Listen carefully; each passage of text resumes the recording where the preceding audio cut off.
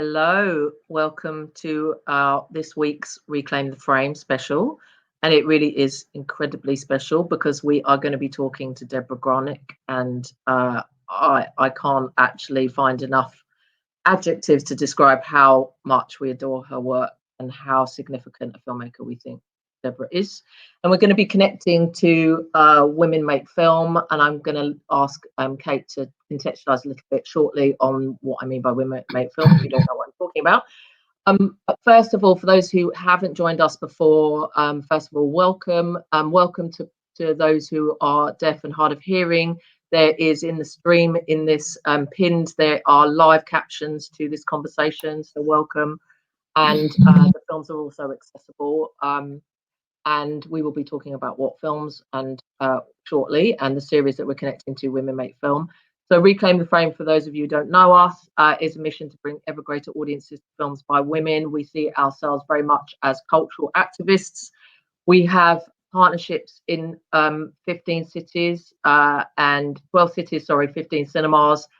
The cinemas are closed, and I'm going to shortly introduce you to one of our great cinemas, and they're going to talk a little bit about why they are here and why they connect to Reclaim the Frame and what it feels like to be running a cinema with its doors shuttered at the moment. It's really important that we recognise that those spaces are waiting for us to flood back into when it's safe to do so. So obviously women have been part of cinema since the beginning, and we all know that there's various reasons why they are not as significantly represented as they should be, certainly in terms of creative voices. And so all the films that we centre are all written by women, directed by women, or significantly the story is told from their perspective. So it's called Reclaim the Frame because it's not about who is centred in the frame. Obviously women exist very much in the frame and have done since the beginning of cinema. It's about recognising the power lies in who decides what goes in the frame. So I'd like to hand over to Kate to just contextualise Women Make Film and how we're connecting Debra to that. Kate. Well, fantastic. Debra, of course, is in Women Make Film. She's part of Winter's Bone is in there. Women Make Film is this fantastic smorgasbord of clips of women directors put together in 14 hours altogether by Mark Cousins and a team of researchers. And it's a follow-up to his previous sort of epic, The Story of Film, which was 15 hours. And he realized after he'd made that, where were all the women directors? So he went back to all the countries he'd been to and said, who are your greatest women directors? And people said, here you go. And what emerged was a complete surprise to me, and I think many film academics and film critics, that the wonderful breadth and strength of that filmmaking. And it's not films by women specifically, it's great filmmaking. And it's divided into about 40 different sections. So you can do the meet cutes, you can do the editing, you can do the cinematography, and it's both a learning process and just a sort of mad joy ploughing through it. It's up on the BFI Player just now and on DVD. And you can watch it in 5 chunks because it's quite a long watch. And it's just a great opening place for us to start discussing the missing canon, all the women who are missing in the big film canon when everybody talks about it. And they're really good. What I'm really excited about as a filmmaker as well, and to talk to Debra about, is how inspiring it is as well. I just spent the whole time watching Women Make Film with a notebook and pen, just, you know, from shot technique to camera movement to writing to directing, you know, just, it's such a resource. But I don't feel it's just it's not even just for cinephiles, you know. It shouldn't be just held in such a precious space. It is precious to us, but it's also, anyone can watch that and enjoy that. I watched that with my stepdad, who's, you know, a film fan but not really a cinephile, and he just was captivated too. So there's something incredibly accessible, isn't there, about the approach to the series? I was also thinking, we're all in lockdown. We've all been watching endless films and Netflix. It's become our language. And to understand and dissect our language just as ordinary people, I think might be increasingly important to people, because, you know, this art has become the main thing that people do when they're not cooking or trying to work. And it's, you know, to understand the pleasure and what we're doing and what our eyes and minds are doing, I think is really, really important. And it's so good on the visual aspect of scenes and understanding cinema and understanding the way the camera is moving. And it's just so nice to understand that, I think. Yeah, and also the fact that it's such an incredibly important, you know, it's across eras and it's across every continent in the, you know, the imaginable and not imaginable. Of course, contents aren't imaginable; they are very specific. But every content is represented in every era, and it's fully intersectional. And I just wanted to recognise how important that is, especially right now in the conversations that are happening. You know, it's incredibly important that we reframe our history. Yeah. So let's welcome in Wendy Cooke, who runs the beautiful and historically very significant Hyde Park Picture in Leeds. So Wendy, it must be horrible to be closed. I mean, I can't imagine what it's like. So we just wanted to invite you in. You're a big Granik fan. You'll tell us a bit about what showing her films meant to you. So just, yeah, Wendy, over to you to just, the floor is yours. You're a really important Reclaim the Frame partner. It's lovely to see you. Well, thanks, Mia. It's such a pleasure to be here. I think we've been working with you on the Bird's Eye View screenings for about coming up to 2 years now. And certainly over the last 3 months, as you say, it's been such a strange point in our long history. The picture has 106, and this is the first time that we've been closed for a lengthy period like this. But to be able to carry relationships like the ones we have with Bird's Eye View with partners like yourself through into this period to help us keep talking to our audience, keep connecting, has been a real lifeline, I think, to allow us to still feel like we were continuing the work we'd already started, but also try and reimagine a new way of doing it going forwards, which is just an honour. But I was particularly excited, you know, as you say, to be asked to introduce this evening's one, because, yeah, I think Debra's films have meant a great deal to me. And in the more than a decade I've been programming at Picture House, Winter's Bone and Leave No Trace have been two of the standout films for us that have really connected to our audience for very different reasons, but in a really wonderful way. And I think for me as a film programmer, there's obviously a lot of different reasons that I put films on, and sometimes they're fun and exciting or educational, sorry. Sometimes I just want to make some cold hard cash, and sometimes films do all of those things at once. But I think the thing that I really, really enjoy is when I'm able to find a film that I think will help people to really navigate the world. Those are the kind of titles that I'm always particularly looking for and that I love as a film watcher myself.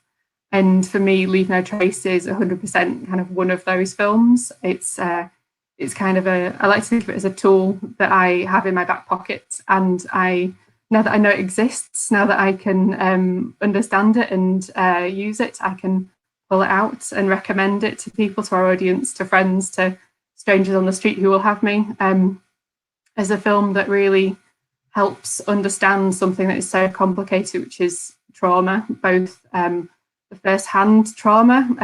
Will, at the centre of the film, he's locked in this world of his own, but then also just the challenge of loving someone else who is experiencing that, how to navigate someone else's mental health without losing oneself. Yeah. I think those really complicated interpersonal relationships, they're so difficult and they're so common. To be able to have films like Leave No Trace that we can use as guidebooks to help navigate and just make life easier, it's such a pleasure. And I think that was the main thing I wanted to kind of come and say. And I'm just grateful to Debra for making the film, and grateful to Bird's Eye View for giving me another opportunity to recommend it and share it with people. So thank you. Thank you, Wendy. Okay, let's, without further ado, bring in Debra.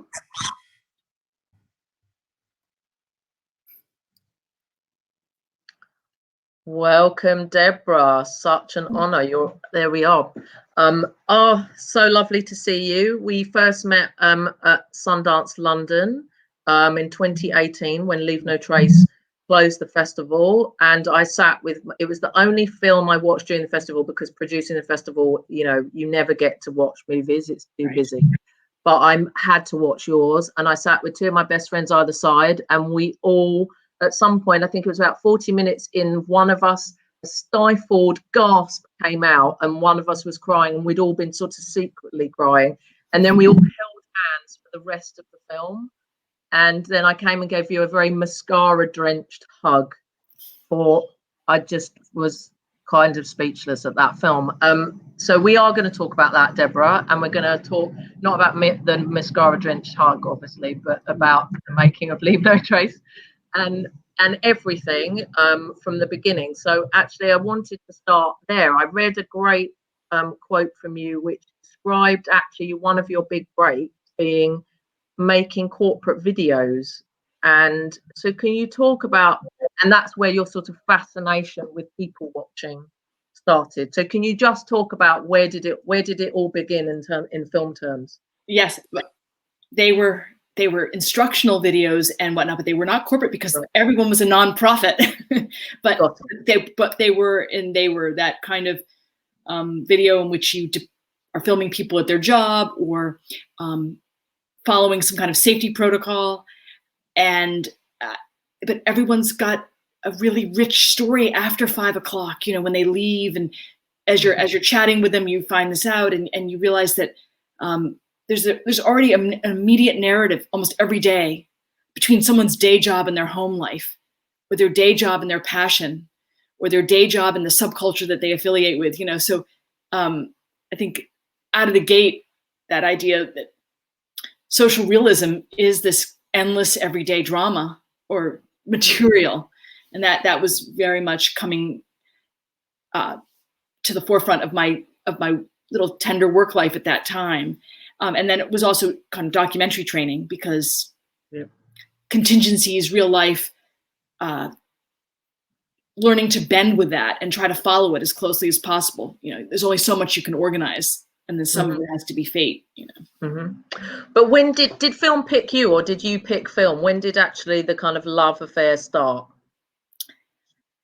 You know, I think there was some kind of I pick and it picks, or there was some kind of chemistry that worked. I'm a curious person. I want to know why. Why is, you know, I didn't grow out of the why stage fully. So why is it this way? Why? What led to that? And documentary was definitely a route of entry for that curiosity. What did it look like then? What led to what? And why? Why did we do things that way? Why was that the custom? Why was that the political attitude, and on and on? And so through documentary, there was a dovetail with interest in history and the why, but that just burgeoned. Then it becomes why about it. You know, why do people have that hobby? Why does that make them happy? What do they need to be happy? You know, so those questions can easily just bring you right into narrative, because you do want to organize them. Maybe you want to bundle the questions together, and that's where narrative allows you to group the questions you're going to ask, or try to find out, or characters that are going to make you wonder even further. One of the things I was thinking about your films, and I was reading about the background of how you made them, was very much you really have to nail the truth before you make the film, don't you? So when you're adapting a book, or even in the earlier film Down to the Bone in 2004, you had done these lots and lots of documentary video of the sort of people who were in the film for years and years. And I love that you are excavating that truth, and you don't find it in your first assumption. And partly when you watch that film, it doesn't do what you narratively expect a film to do, you know, like this. And that's what makes it so interesting, is the kind of human unexpectedness and crisscrossing and backtracking that reflects real life. So I was just interested in asking you about that, because even when you're doing a book, you know, a work of fiction and interpreting it, you seem to turn it into a documentary. Anyway.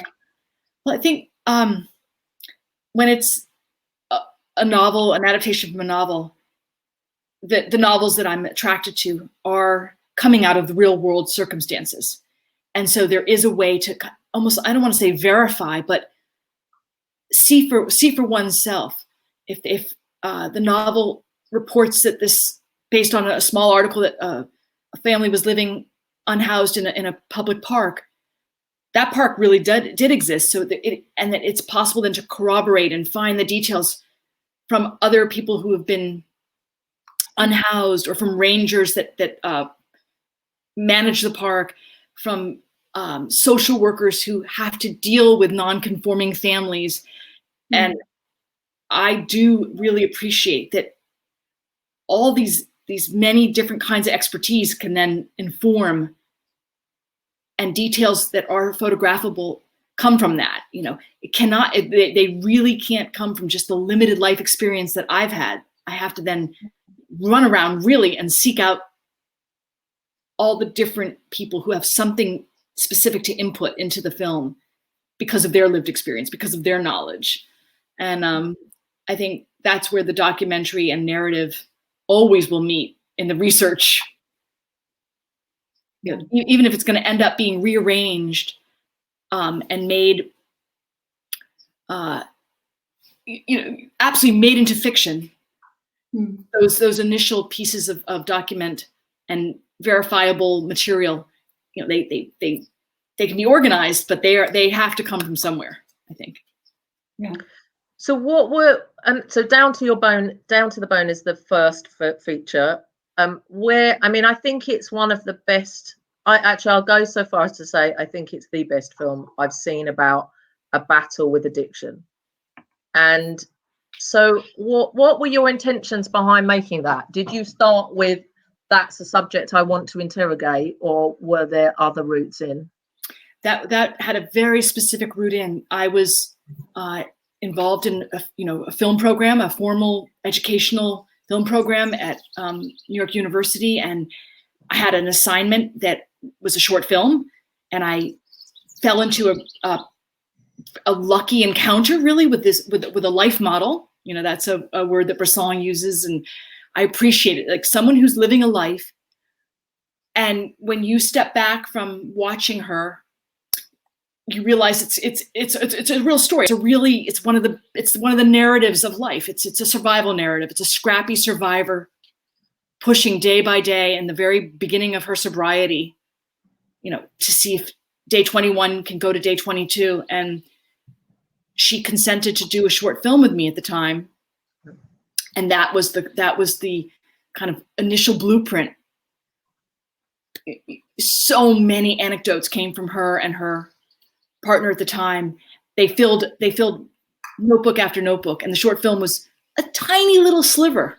So then I went, and after that I said, there is more material. When asked, someone said, was it Sundance, that laboratory that they run, they inquired, do you have more material from that story? Is it something that you'd ever want to expand? And I said, I've steeped myself in it, and I would love to try to organize many more of the anecdotes and where the tale led her. And the life models stuck with me, and we continued to organize, what would become a feature-length script. They improv with me. They did a lot of rehearsal with me. They allowed me to film very extensively. Ordinary days where some of the issues were surfacing.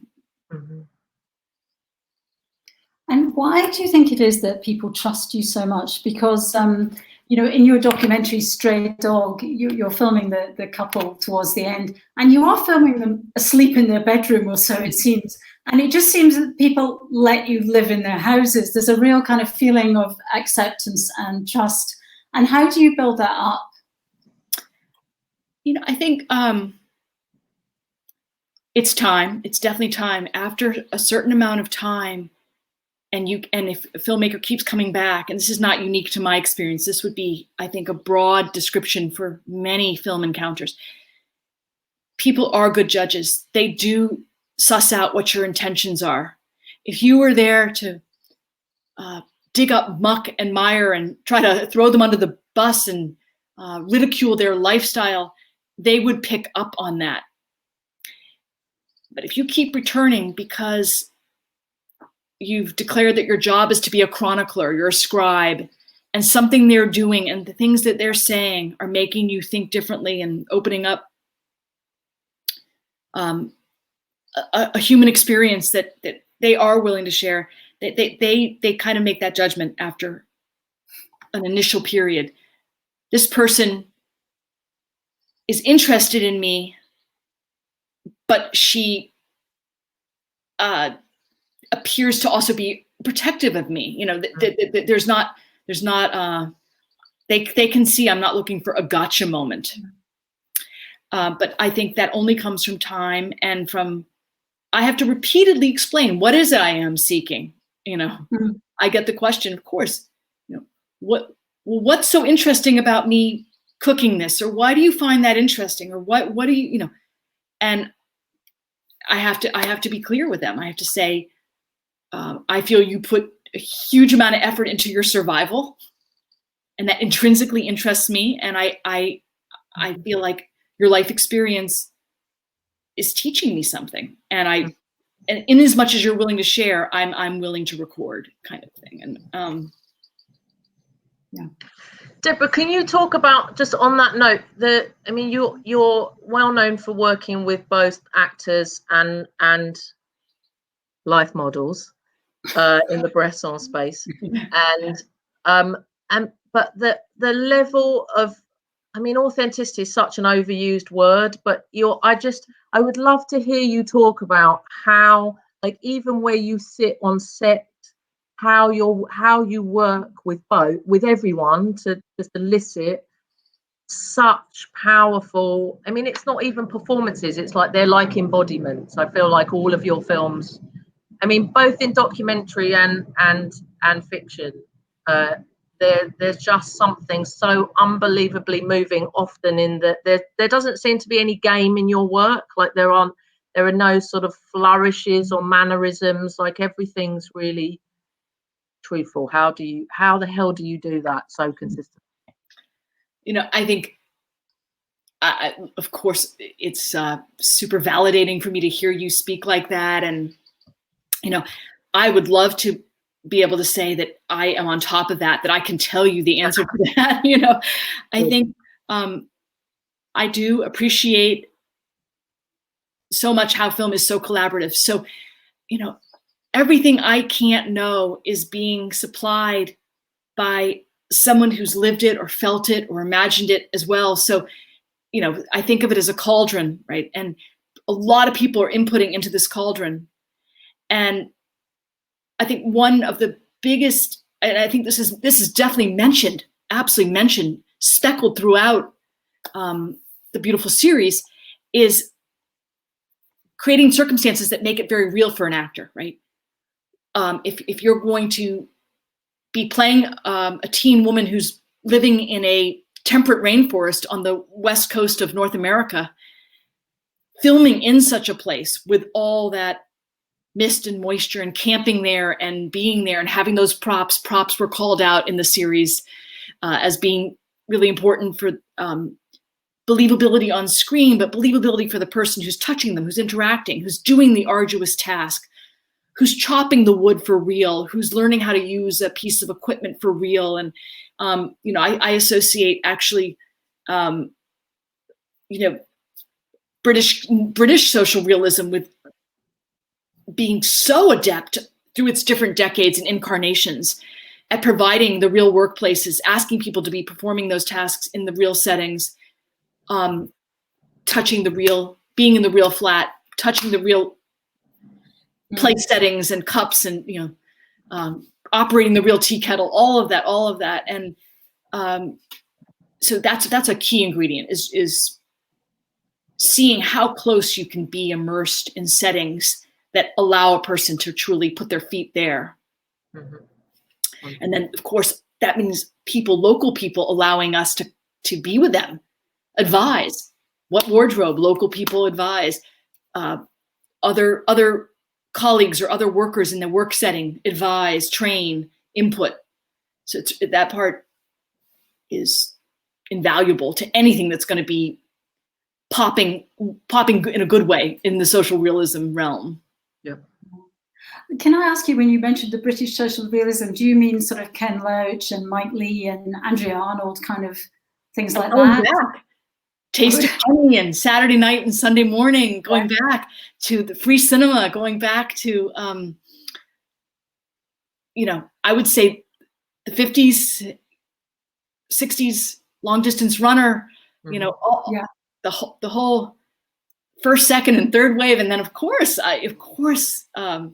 Andrea and Loach and people that followed in those steps. But I think what was happening in the late 50s, early 60s was, in particular, in concert with the rest of the continent and the world. But it was very strong material about the lives of working people. Yeah, which wasn't the same in America, except perhaps in documentary, but in decades earlier, after World War II, that's been a big positive discovery. I needed that so badly as an American, to see, a bigger budgeted American film caring about the lives of ordinary people in the 40s, post-war, especially dealing with the lives of soldiers and the issues of trying to come back into society and trauma and but yeah, you have to really dig for it in the American context. I was thinking about your interest in veterans, and obviously Stray Dogs is about Vietnam veterans, going off on their motorbikes for this tour of the kind of their history, and it's brilliant. And you've also got, in Leave No Trace, the main character's trauma is coming back from his service in the American Army too. And I was just thinking, right now we're all talking about this new Spike Lee film, and the Vietnam veteran is continuing to be a huge conversation, but now a different conversation. And I just wondered what drew you to those guys. I'm always, I live in a permanent state of, I want to say, it's not panic, it's like a very tense relationship to historic amnesia, right? The idea that we would forget so easily, that my coming of age would have been marked by Vietnam. And then by the time I'm a filmmaker, people are forgetting. We're getting involved in the longest spate of sand wars, Gulf War first, and then sand wars, and then it's as if we didn't make this massive cultural discovery about trauma and post-traumatic stress, and that had been made by European thinkers and social commentators, and after World War I and after World War II. But the fact is, there was this profound understanding and contrition, and then there we were repeating things, and acting as if we didn't understand what was going on, and we didn't understand why young people were, terminating their lives at the rate of 22 people a day. We didn't, we acted as though we didn't, and I think we needed an older storyteller to say, wait a minute, I can clue you, I can share. In the 7 winters I've had, this is my impressions of what it's like to be an ordinary American, and I'm willing to share it with you. And I think I'd always wanted to hear it from a person who had lived it, and this person was giving me an invitation to try to, before he and his generation are not there to tell the story, mark it down one more time, but relate it to now. And I think, this idea, how can films sometimes contribute? Films can't do much, right? They can't do much pinpointable thing, but in aggregate, they chronicle, they remind us, they show us, they keep us thinking, and so many films that deal with the aftermath of the wars that our countries decide to fight they're a repository. And I think, again, the series that we're all loving on, there's so much content, especially coming out of, I'm really stunned and to know that there was such a wealth of material that we've not known about, not headline film titles in the post-World War II period. The amount of German material that we don't know about that deals with the aftermath. So this is, it's a topic that it's a haunting, right? For a lot of us, how do we not forget that which we are supposed to not forget? Yeah. So actually, let's turn specifically to Women Make Film and Winter's Bone, obviously, which is the follow-up to Down to the Bone. And so first of all, Deborah, I'm really interested. You've got quite big gaps between your movies, and I suspect that is not for want of trying on your part. And I think that's probably a systemic issue, I suspect, quite strongly. Can you just talk about the struggles to get films made? It's kind of surprising to me you make a film as good as Down to the Bone that's that celebrated, and that it's still such a struggle to make another movie, which is Winter's Bone. I think it's always going to be whether the films are deemed commercial initially. Yep. And that's where the art house and Leeds comes in, and that's where the film journalists come into play. That there is a beautiful base now that expresses interest in films that are not immediately perceived as commercial. However, getting the money for a film that is not perceived as commercial, it is a challenge, right? It does take a lot of pitching, a lot of trying to peddle that. And one of the ways I kind of handled that kind of long trajectory was I did get myself. I maybe distracted myself. I was packing up my bags to leave Missouri, and Stray Dog happened to be one of the last people I went to say goodbye to thank him for his collaborative input on the fiction film. But his yard was 7 chapters of American history just displayed, overtly in his wee yard with his mobile home, his dogs, his neighbors, the woman he'd fallen in love with, so there was a story, and you asked me earlier, how much do you seek and how much sticks to you? And this was a situation, we have a pesky kind of plant called a sticky burr. It sticks to your trousers. And there I was walking away through a messy field, and the sticky burr was, it stuck to me. I mean, I said, I might have to come back. and thus I did. But it's the commercial part, right? So my approach is to try to make the films on a humble budget so that you don't owe anybody so much money, so they don't have to be blockbuster. They don't have to do a certain kind of number in order to make the initial, money's whole. It does take me a long time, and I'm, it's something I try to actually now not get so frustrated with myself for, but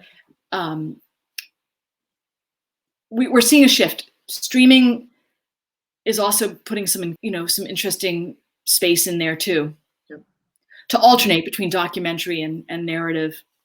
Yep. The last gap was really, it wasn't like, it didn't feel like a gap to me. It's 5 years in the making. I've got to edit it right now. But been working on a film that involved chronicling more daily life in the city I live in. Yep. So those kind of, that's an ongoing pursuit, but the product does not come out quickly.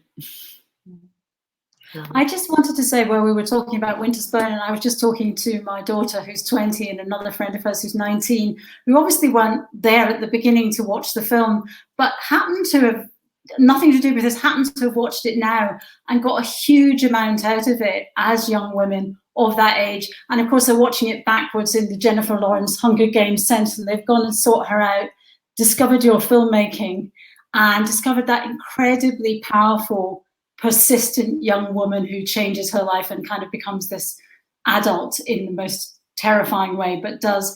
And I just want to say, you know, there are people in all sorts of corners talking about that film, and it's got this really long life aside from the 4 Academy nominations. And I'm really pleased to kind of see that it's still with us, that film, for a lot of young women.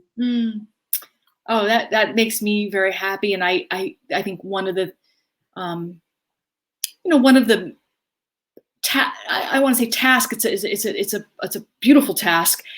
You know, a lot of women filmmakers do feel like they do have to populate the canon of characters that are memorable with women, with women that are multifaceted. And so, you know, when I do feel like any one of us makers is able to create such a character, it is a big plus. It is a big plus. From other filmmakers, I get so much out of seeing, you know, women that are handling life in interesting ways, you know, and so it's just a big relief from what had become so overly familiar of what you expect from a woman, when she appears on screen. Yeah. So you know, makes me happy to be a contributor, definitely. Can we talk about Jennifer Lawrence, and how can you talk? Actually, one of the questions here is from Sophie Doherty. Hello, Sophie. I know Sophie. She's fabulous, a great distributor. And asking, how was she already booked for XMen, or was that really her first gig that you gave her? And how did that come about? Do you audition? How complicated was that find? Yeah, I mean, I did not know Jennifer. She'd been in a film by the filmmaker Arriaga called The Burning Plane, and she'd been in a film with Lori Petty. I almost want to say I'm blanking on the title for that one. And The Burning Plane. No, sorry. And Poker House. The Poker House. And she came in as an audition. You know, I think the material had been sent to her representation, and I believe she had told me at the time that her mother, who's from the neighboring state, had responded. Her mother at that time, she was young. Her mother, I believe, was sometimes helping her sort through material or bouncing things off with her, and they concurred that maybe the role would be really suitable for her, given that she had a regional affiliation. And when she did her audition, her pronunciation was so beautiful of that particular part of American dialect. And again, it's neighboring state. It's not all one dialect, but she knew a lot of the phrases. And a lot of the people I'd been auditioning that were coastal people, it's not how they speak. That's not their syntax. They hadn't heard that from relatives and kin. And so she'd done this really standout audition.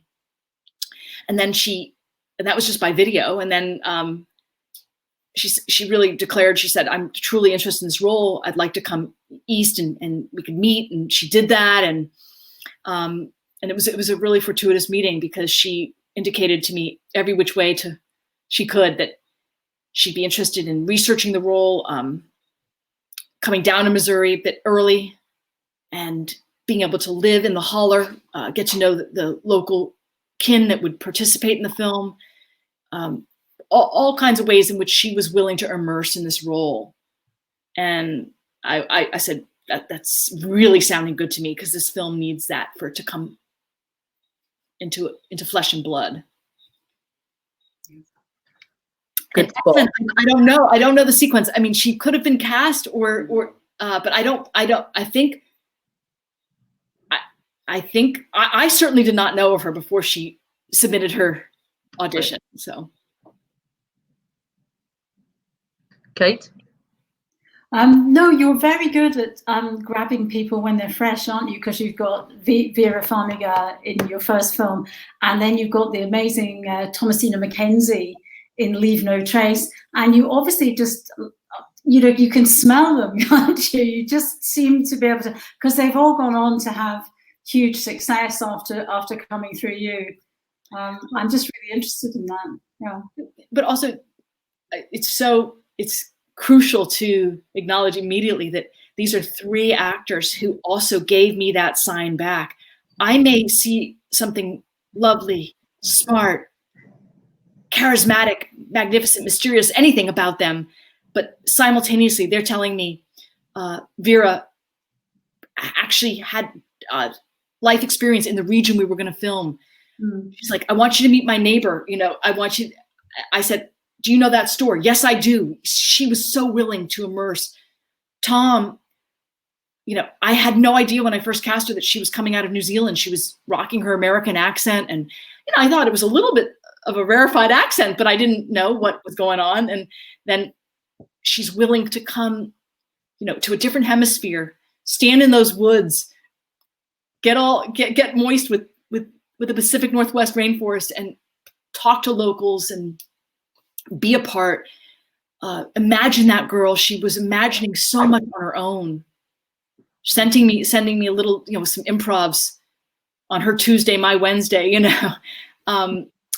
So that's something I need to just point out, that receptivity and a kind of desire to jump in deep is something that no director can manufacture. That's also coming from the deep desire and wellspring of the actor.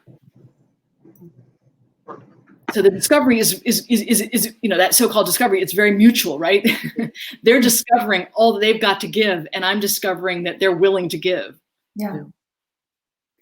I was also thinking, just you're maybe going to do a film based on the Barbara Ehrenreich book about being a supermarket worker or a waitress, or, you know, it was called Nickel and Dime, wasn't it? I remember at the time. And she kind of went undercover as a journalist to do these kind of low-paid jobs. And I was just thinking, now with America in the situation it is, with such huge unemployment, and that moment, you know, for that film would be incredibly interesting. And I was also just remembering an image from Down to the Bone, when she's a supermarket cashier, and you see a cake going along the conveyor belt, and the cake is the American flag, and it looks really crap as well, and it goes sort of past her very slowly, and then she's doing this awful job, and it just made me think, what's going to happen next? What are you going to say about it? Yeah, I mean, if you could see my desk, it looks like Mark Cousins. Like, I think that's why I had such a visceral reaction to the notes that the team had assembled, the bulging notebooks that the team had assembled to create Women Make Film. Yeah, Women Make Film. So I am currently working on that, and my head's been spinning. It's like my head's like on a revolving pole, because, you know, last month low-wage workers were essential, and they were getting heroes adverts that were praising people as heroes. A month has passed. Their danger pay has been removed. You know, they're not referred to as essential anymore. No one continues to really thank them too much anymore. And so the life of what it means to contribute to a national economy as a very hardworking human being who's paid little it was hugely an open, flaming wound before COVID. And of course, a light was shined on it during COVID. We're going to face a different phase of it. But so I'm running, like, it's like each day panting to keep up with this story. But the fact is, it is a story that is truly dedicated to the lives of ordinary, in this case, ordinary Americans who show up to the economy day after day. But all contracts, all social contracts that were made with their parents have been severed, and it became, you know, the gig economy, which does not acknowledge the full spectrum of human survival. Yeah. So it is implicit in hardship, and it's going to be, but you know, you're going to love. this family is lovable. You know, I was actually referencing some other British social realism, you know, to get my head around some of this, and I was remembering Roddy Doyle's The Family, and I was remembering, of course, a really strong piece was done at the beginning of this year, Sorry to Miss You, about some of these same issues. So yes, working on this piece very much, and a lot of people who have the life experience will be contributing to the film, and their humor is going to have to be their armor a lot of the time, because it's dire. It is dire.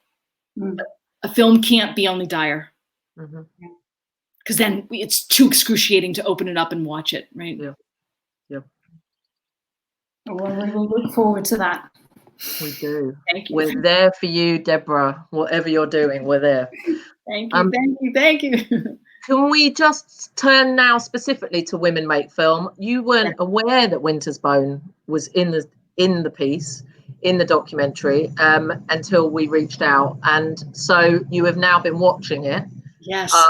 So can you just talk about sort of what it means to you, to be featured, and you're specifically in the section which is about adult child depictions, and just what the joys of the discovery for you. Well, watching the joys of the discovery are just like such a bounty. Who expected, to get these parcels of 1,000 clips or 1,000+ clips and go through time like this? And when the lights go down in your little sitting room, and you get on those roads, and you try to even guess what continent or where those roads are. I mean, it for cinephiles, it's a couple bags of dope, it's like, you get in the car and you go and you abdicate from your day life, and as some other members of this conversation pointed out, people in the room are also getting pleased. And I think it was very evident, like from the sidelines, my partner, he says, I didn't even know about her. I've never even heard of her, and I was saying the same thing about another filmmaker. My brother was saying something about another filmmaker, and I knew my mother was going to be so delighted. So it was like this idea that there was this, I don't know, it's kind of like gift giving. This is this gift giving series. I couldn't wait to tell my colleagues, my peers. So it's one of those things where you just feel like you've got something to give by telling people about it. And then you realize that the team that put it together, that you just feel so lucky that people stuck to this task, because it was arduous and beyond the pale of difficult. So the fact that they stuck to it and they actually emerged, at any point I could imagine maybe needing to give up on this project. How are you going to get the clips? How are you going to get the intel on the filmmakers, some of whom don't have a lot of material written about them anymore, or who there are only a few people left to talk about them. So I feel like this kind of creating a trove is an act of love. And then it's going to be an extremely important resource for all filmmakers who identify themselves as being female-bodied, female-spirited women, girls, whoever associates themselves with not being in the dominant gender of the filmmaking pursuit hitherto will now feel very, very much like they have a place at the table, and that they were there all along. Right. It's kind of like when they discovered that. It makes me think of this beautiful moment I had in this art gallery last summer, a Museum of Fine Arts in Nantes, France. Every single room in this palatial art museum had work by women. Every single room. It's kind of like this documentary. They were there, but I had been in museums all my life, and none of those paintings had been in those rooms. But they knew that there was a painting from every single decade, from 1400 to 2020, and they found the paintings and they put them in this museum. So you didn't have to go to a single room with total absence, and That's what this epic cinema course documentary love affair is. It's saying in every single decade, in many of the years of all those decades, film was being made by women makers. We don't have to wonder this anymore. It has been told. I do think it's just the most amazing resource. It's like a huge, it's like a museum of film has turned up for us, and it's fantastic. Yeah. But one of the things Mark Cousins was saying when I was interviewing him a few weeks ago was, what's missing in this film? Where are the holes? And who's going to come and fill in the holes and tell us who the other filmmakers in Sri Lanka or China that, just haven't got to the surface, or there could only be one print of their film, or whatever it is. Yeah. And if we've got this structure, we can now say we could add this on, or we could add this on. And that's great. And so it's the beginning of, I hope, a massive conversation about the canon, the female canon, and also just that men will want to see this too. I mean, it is absolutely about some of the best filmmaking in the world from, an interesting point of view. There is a different feeling about this. And we were saying the other week, Catherine Bigelow and people like that doing this kind of, action cut with 40 cuts within a minute and doing this amazing kind of things in, Point Break and things like that. She really can direct, Hurt Locker action film, but also, here is a woman doing it. How does she do it? Does she do it differently? What can men learn from it? I mean, it's just very exciting. It is. And as you say, it's something that the idea that something could be built upon is great. That, it's like there always has to be this basis put down, and it's so powerful to see the basis was put down, and and the blanks can be filled in. I think it's going to inspire a lot of film scholarship around the world. It's also got this huge website where you can click on each section, like Meet Cute, and you get the list of the 10 or 12 directors that are in that section. Yes. So you can then go down those rabbit holes for hours. Yes. And the fact that the DVD, it's going to have huge educational ramifications. There's not going to be a film school on the globe that's not going to have to draw upon this and feel so lucky to have it again amassed. It's so hard to queue these samples up. It's so hard to find them. The fact that they were amassed for this, and then hopefully a lot of the work will be reissued. Yeah. Yes, we're certainly working on that. And actually, let's pick up that point of the conversation shortly. But I'd just like to pause because it's now time for some performance art, Deborah. Okay. So what we are now going to do, just for a few minutes, we're going to come back to Deborah and we're going to take audience questions. There's a bunch of quite incredible comments. A lot of your fans have mobilized, Deborah, so please be reading the comments whilst you're watching. Oh my God. So what I would like to do is we'll pause and then we'll come back to Deborah. But I would now like to cut to Cesar Jently, who is actually part of the Women Make Film crew, because Tilda Swinton left her driving gloves on the road. So in the first episode where we talked to Mark Cousins, we first met Cesar on the road, and now we're cutting back to Cesar. We left Cesar under slightly compromised circumstances, so I just want to check in and see if Cesar's all right.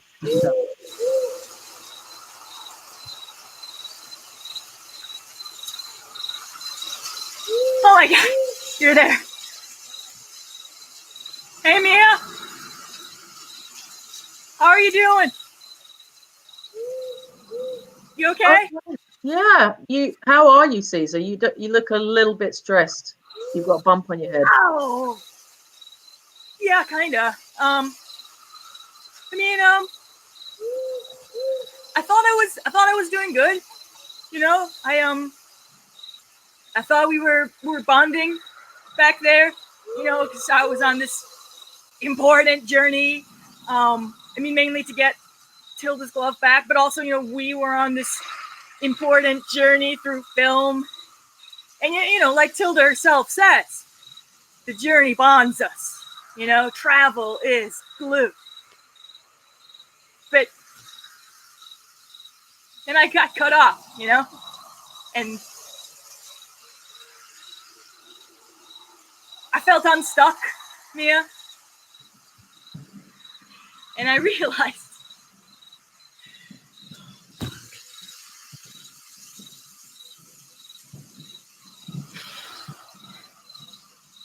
realize we're on different journeys. Because I'm a man. You know, I am a white man who works in film. So, what does the road ahead hold for me? I mean, obviously terrifying change. But what change? You know, what are the details? Is it retribution? How angry are they? You, women with an X, I don't know, everyone. How angry are y'all, you know, to have been spoken for and spoken over? I imagine very angry. And, you know, if you guys are going to be like talking all over the place now, do I have to talk less? Yeah.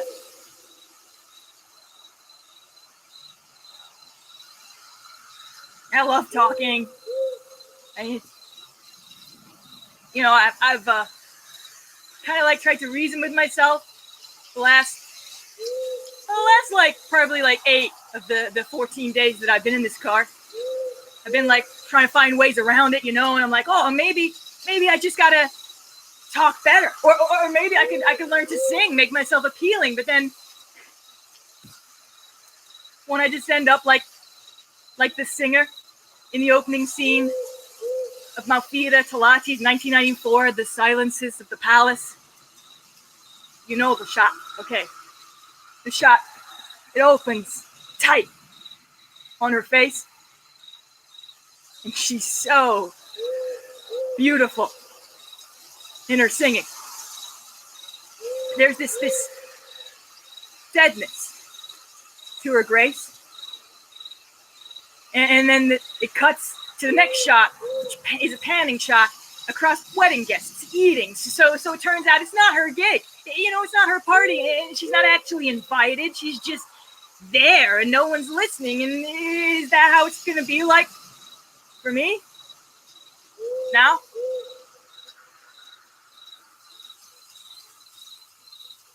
You know, Mia, I've actually watched. I used my little phone hotspot, and I've watched a few of the films from the documentary while I was waiting here for help. I mean, no sweat that you took so long. It's fine.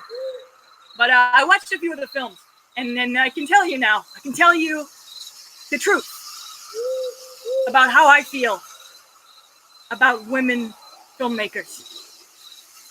Okay, so you know, I'm a slender gentleman. You know, I mean, I take the Wellman supplements every day, but I can't seem to like bulk up to the muscle level of David Gandy yet. But anyway, so you know that thing when you're walking along alone and it's dark, and then suddenly there's someone behind you, so you're like, whoa, and you turn, and if it's a woman, you're like,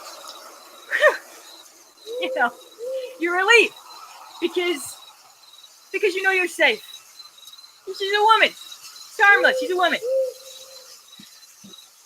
I feel the opposite to that about films made by women. It's a slightly crazy analogy, but stick with me, Mia. Okay, so picture it. It's late at night. I'm on my media streaming channel. And this film is just, you know, like casually meandering across the screen. And I'm like, oh, it looks harmless. Let's make some popcorn. But if I were to turn and check the director credits and find a woman, then boom! I know it's going to kill me, you know? I know it's going to get me right there. I mean, Sandy Zanga, Germany, Pale Mother, Fat Girl, Blackboards, Desert Heart, these are all completely different films, but they all kill you. You know, even Joanna Hogg's Archipelago. It's just about how English people have sticks up their asses, and yet somehow it kills you. And this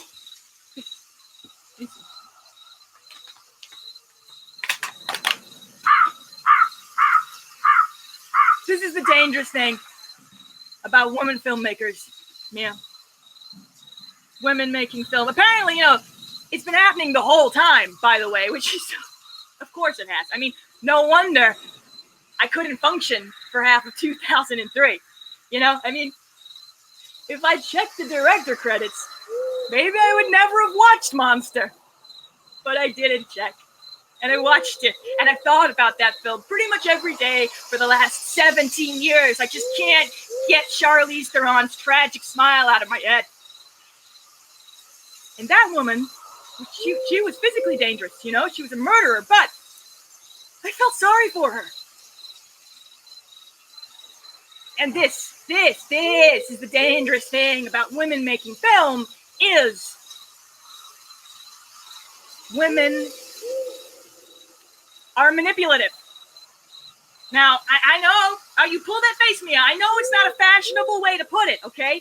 I know I'm generalizing, and I'm being binary, and blah, blah, blah. Women are manipulative because you've had to creep around, honing your subtle ways of getting little bits of what you want. And what I'm saying here is, what if?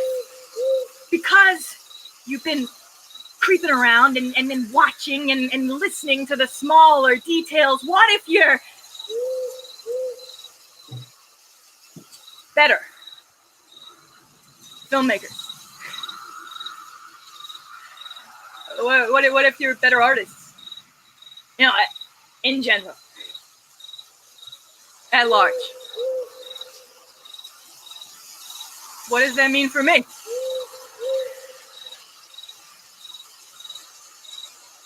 I guess maybe it means that we should just let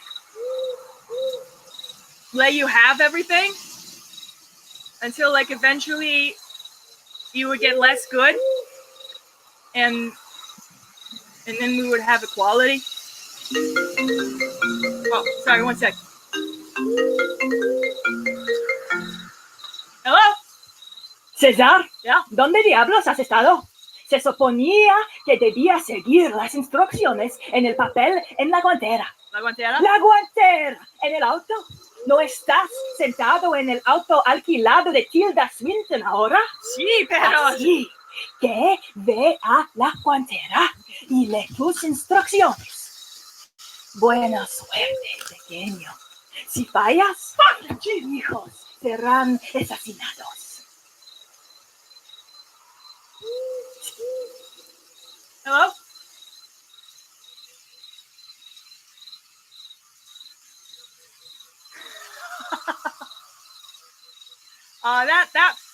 That was my cat, Walker. I have to go.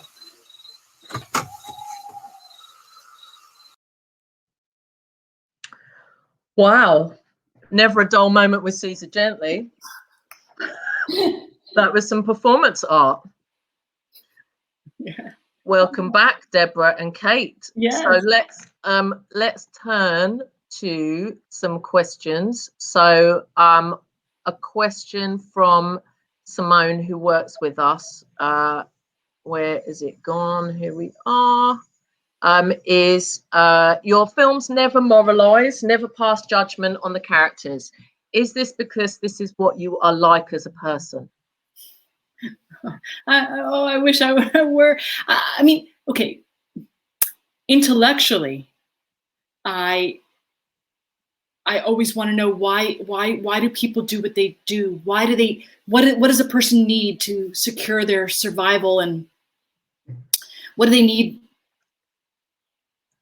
How are they going to get it? So I do approach every life that way, and I think right now I'm just reeling because of COVID. I don't feel that way sometimes interpersonally with my family, and so I'm feeling very heavy-hearted about that I have sometimes a short temper. So I don't want to aggrandize who I am as a human being. I've got tons of faults. But when it comes to the work, I do want to know, for every life lived, what does the person need, and once you get to know them, how many ands there will be. And that's something I do live for that. And when you talk to someone who's been incarcerated for 27 years, you learn all the ands of what else has happened in their body and brain and their life. Someone who's been in combat, someone who's been involved in low-wage work and had to figure out how to survive. So all those do ask the question. It's funny, moralizing. If you ask those questions, no one has to moralize. Because that's almost like it's like gathering empirical data, and then being surprised by the ands that are in every human being. That they are so that there's not a person who's not a bundle of and. Beautiful. Angeli McFarlane asks, the scene in Leave No Trace where she has to leave her father, sorry for spoilers, plot spoilers for anyone who's not seen it, but everyone has to see that, where she has to leave her father. Can you talk about whether you knew from the outset the story had to go there and how you decided to play it the way that you did? We did not know. Getting involved with that script and that adaptation, we did not know how that ending was going to come about. And we auditioned so many in the script writing process. There were drafts that went in very different directions. And it did deviate very, very much from the novel in which the father perished through the circumstances of getting lost and whatnot. And so it was very hard to know where that story would bring each person. And being out there through some scouting gave me some ideas to come back to the writing process with. And we entertained over months that the script played out many different ways in my head and on paper. And so it was never something obvious from the beginning of that project. It was something we had to grow into. Mm-hmm. And I think the more we began to understand that Tom was going to have to shape that destiny to quite a bit, what would each of those characters, what did they need the most? And were they ever going to give each other this, the sort of sanity and life to actually take those different paths? Mm-hmm. That part gets a little bit romantic and that's kind of where the story is not so social realist at the end. But one thing that helped me a lot actually at that time was just remembering Prospero and Miranda. Mm-hmm. And I had read a little awesome feminist on the internet, a rando feminist analysis by a young university student. And like, she was kind of she was like,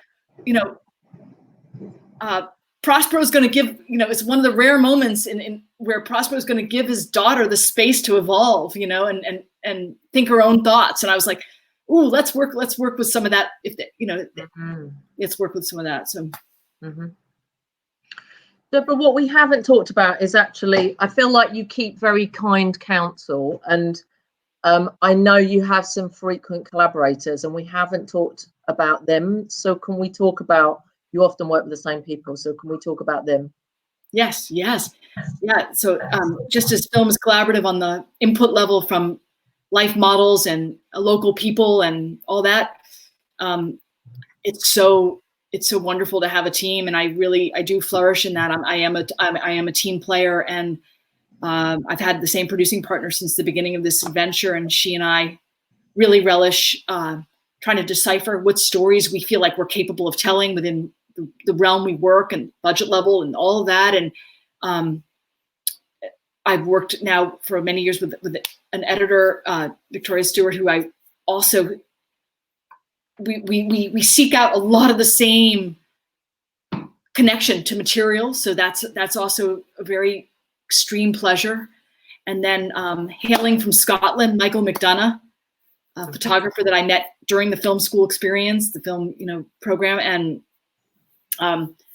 he was, definitely, he came with all that layers of Glaswegian social realism that he had actually lived firsthand and also appreciated in his, in his own film culture that he'd come of age in. So these collaborators do mean everything. And then of course, even your family gets involved, you know. I mean, just encouraging you and reading the drafts and commenting ad nauseum and trying to tell you honestly when something doesn't land, you know, all that kind of intimate, kind of safe feedback. And so, you know, it's bubbles of collaborators. Mm-hmm. I think one's just walked in and out of shot there. Yes, yeah. One is traversing the frame. Yeah, as if on cue. Yeah. Are we going to do another reader's question, or do you want me to ask something more? Sorry. Yeah, let's go back to Women Make Film, actually. Yes.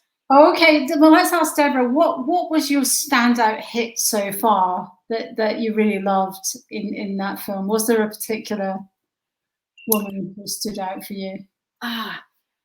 You know, I can't say one. There's a lot, but okay. So just in terms of, I think me and I share that I had not really been acquainted and introduced to Germany, Pale Mother. So that film came as a big surprise to me, among so many. Okay, but then I also really love seeing a film that I love. I really enjoyed Tony Erdmann and Maren Ade's work, but seeing it positioned this way allowed me to revisit it in a very fresh way.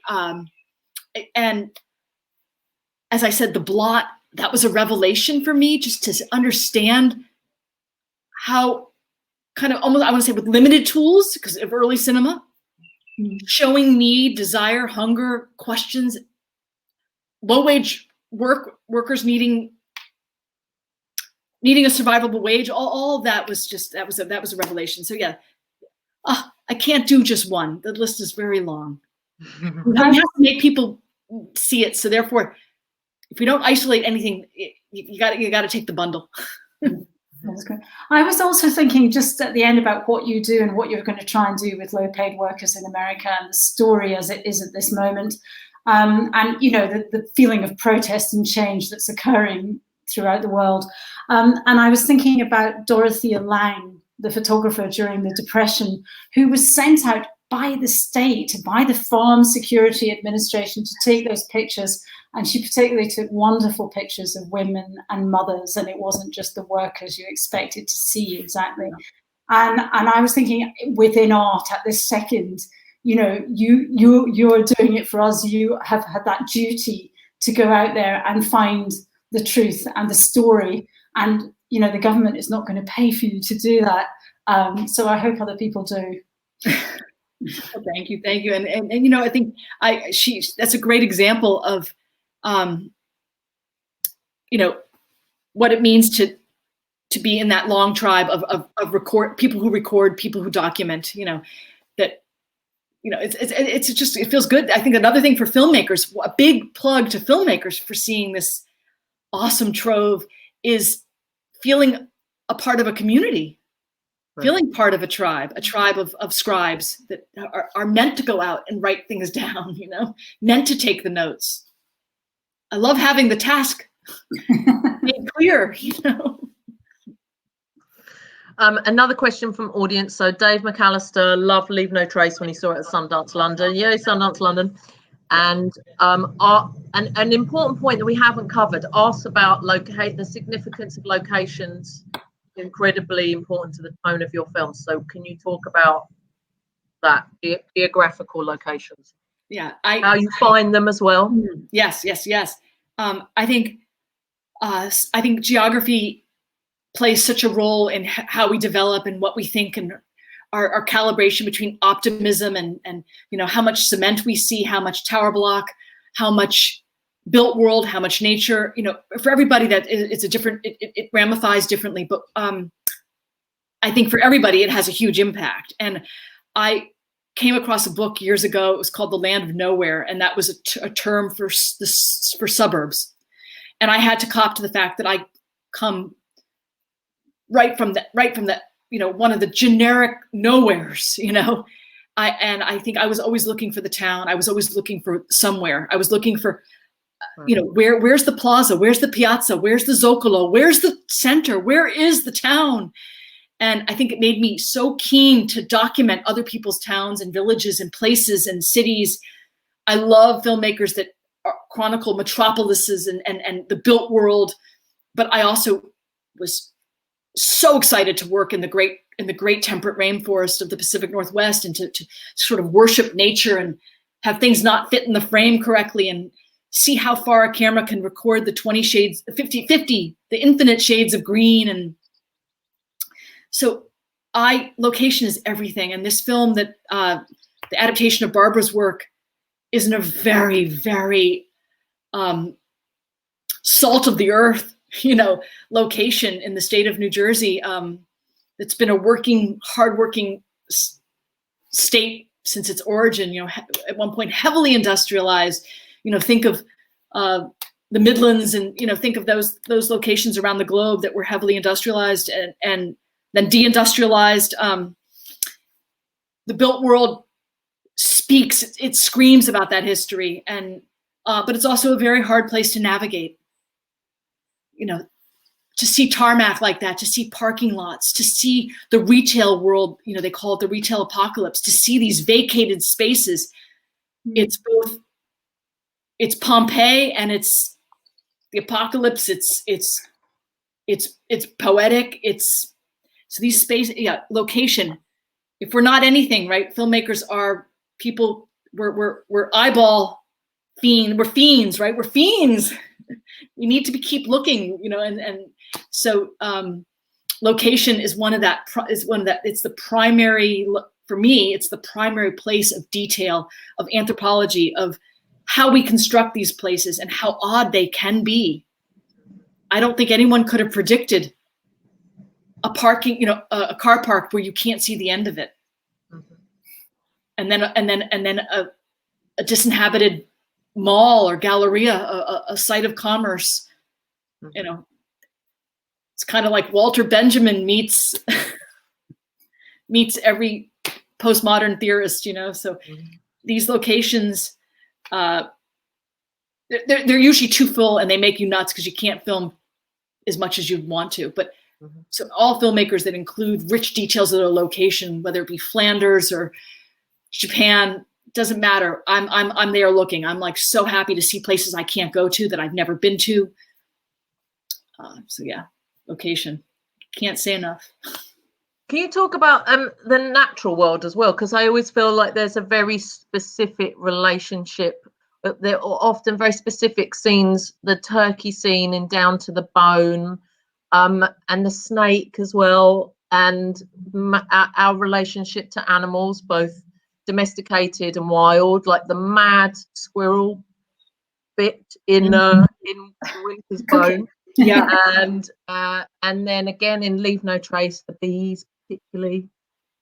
Yeah, I think I am so interested in the Homo sapien relationship to the other species, and why we need them so much. And I don't know a whole lot about it in terms of the history of the iconography and the symbolism.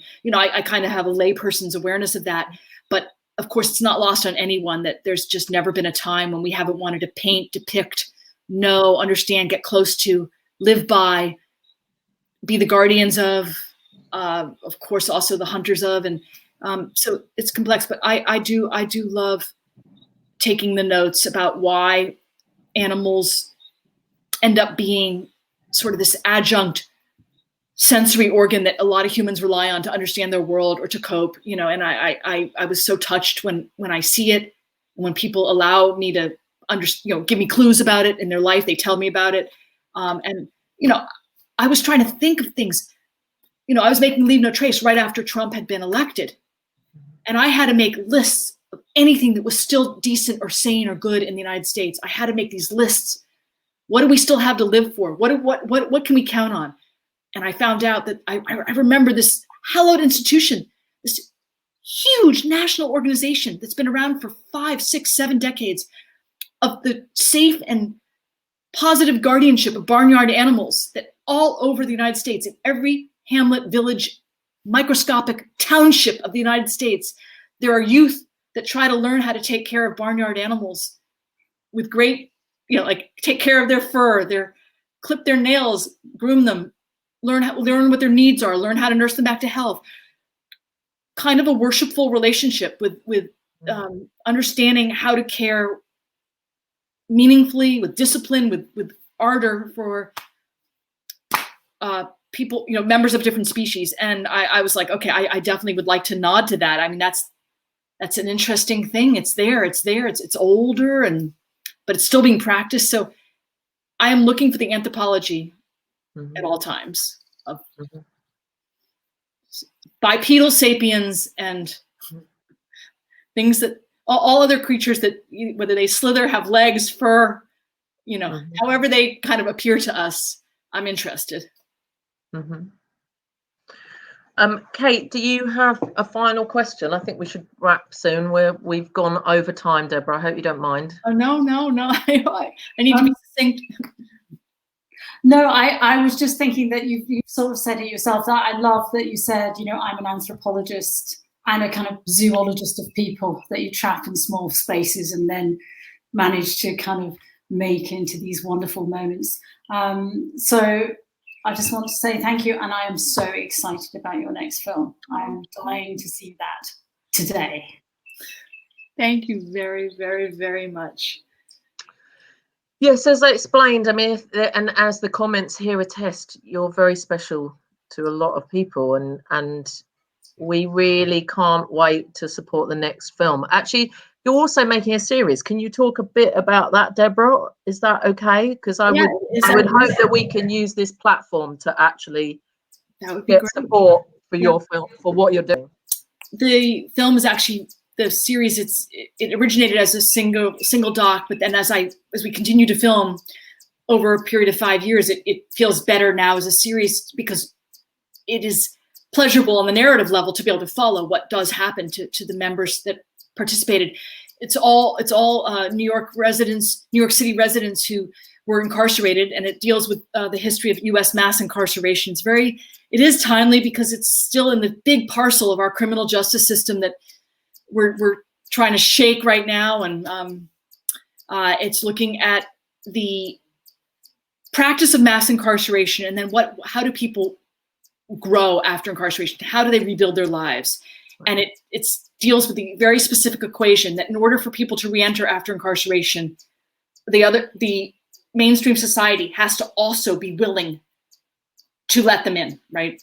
They push and they push and they push, but the rest have to make the space to let them reenter. And so it's that dynamic. It's people fighting for their lives, for the life they never even got the first chance at.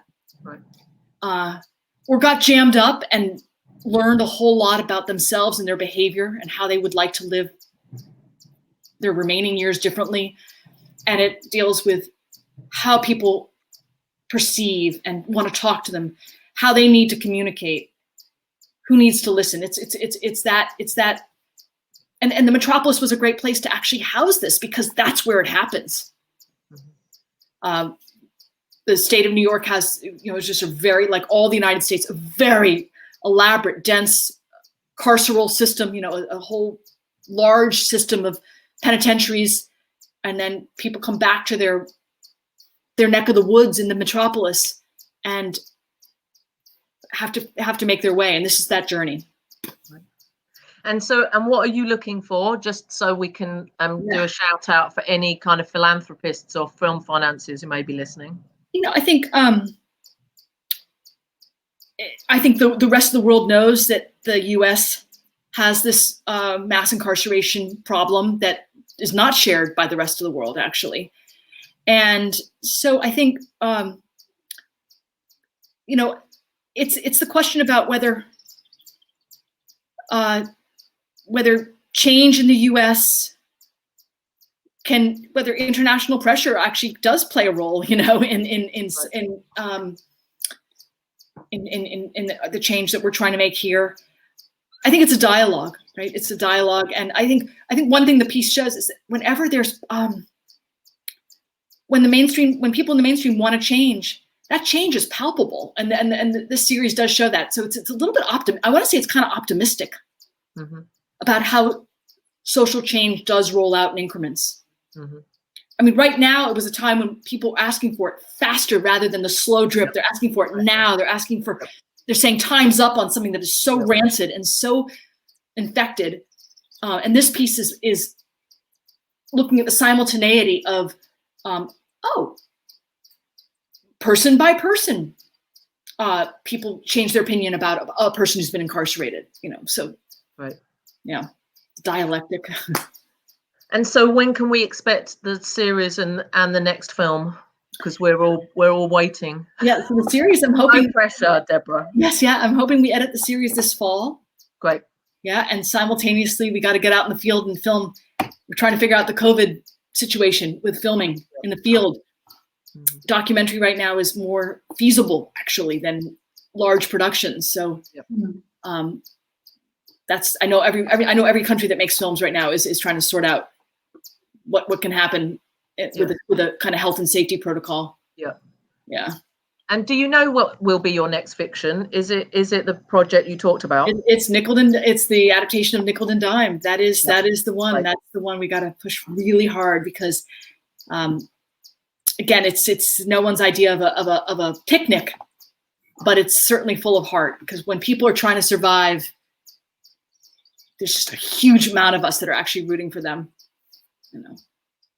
Rooting for that path to survival. So yes, yeah. Well, we're rooting for you too. We're all here for you. Whatever we can do to help. Aww. The audience are all here. We'll do more than show up. We'll rattle the tins for you. All right, and keep the cinemas open. Yes. Yes. Yeah, we can mobilize a fair few, Deborah. So and a lot of them are here for you, as you can see in the comments. Aww. Well, your optimism is extremely invaluable to me at this time, and I'm relishing it, and I'm slathering it on, and I'm going to wear it all week as I type. Wonderful to see you, Kate. Any final closing words? No, just wonderful to meet you, and thank you so much for coming on and talking to us. And we're reaching, larger audiences than we would in a 300 people cinema today. We'll probably reach thousands on Facebook Live. And so it's really lovely to have an international conversation. So thank you. Oh, well, thank you so very much for organizing this, and I love what you guys do. You are part of that lifeline that's keeping the discussion going. So it's so welcome and so appreciated. Plus our nighttime bonbon of being able to tune into the 1,000 clips. Yes, exactly. The binge watching, doesn't it? Right. So the only time I've ever loved the term binge watching when it comes to this series. Right, exactly. Yeah. So binge away, Deborah. Yes. We'll let you get back to your work. So Thank you. Thank you very much. Truly, truly, truly, all of you. Thanks, everyone. Yes.